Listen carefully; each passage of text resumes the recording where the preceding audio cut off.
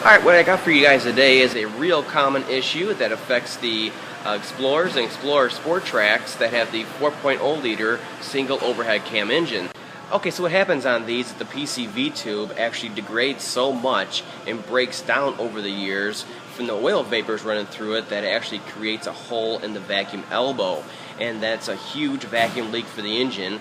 And you might hear a hissing noise, you might not. There's a lot of fan noise right here, but you'll definitely feel harder than usual cold starts. It'll be a rough idle at cold starts, and then you'll definitely feel a rough idle, a really rough idle, maybe a rolling idle where the idle's just going up and down, up and down. It's kind of hunting while you're at the lowest idle. Let's say a warm idle, 700 RPM or lower, and it'll just sit there and it'll just hunt and it'll be all over the place. You'll know something's wrong. Now, before you start going after any kind of rolling idle, rough idle issues on these engines, you need to really look at this PCV.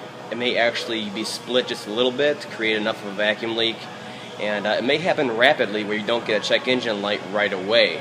So don't start going after IAC valves and EGR valves maybe sticking and going nuts. All these other components are pretty reliable, but that PCV tube is very common. And the location of the actual PCV tube is right here next to the throttle body and the upper radiator hose. It's right down here, tucked in here, and maybe a little hard to find at first because there's so much gunk in here and lines. You can see right there, you can see it's split, and that's the rubber elbow right there that actually goes into the intake, and then from there on out it's a hard plastic line on there. And that's where all the vapors are really concentrated down here, and that's why they just sit in there and it just eats away at the elbow there from the inside out. And you can see the split right there, but it may not be so evident, but it should be evident a lot more once the engine's running at an idle and the vacuum's the highest. It'll actually suck that in to where it's a good sized gaping hole on there. Now, luckily, the actual PCV tube here itself is still being made, so it's readily available.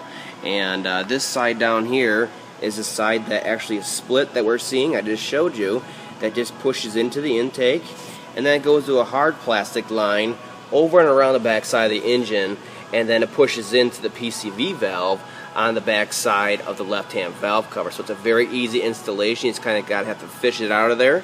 And just remember when you're done to make sure you clear out your PCM memory and codes, and I have a whole video on that. That link will be down in the description.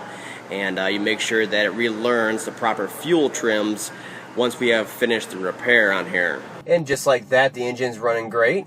And that's how simple drivability can really be on these engines. There isn't a lot of things that fail, but when they do fail, it's usually something simple. You pop on a new small part and reset the memory, clear the codes, and the engine learns all over again, and it idles perfectly. So you can fix this stuff yourself as long as you know where to look. And that's what I'm trying to do with this channel, is help you guys out on what the common issues are and where to look when you're experiencing these kinds of concerns.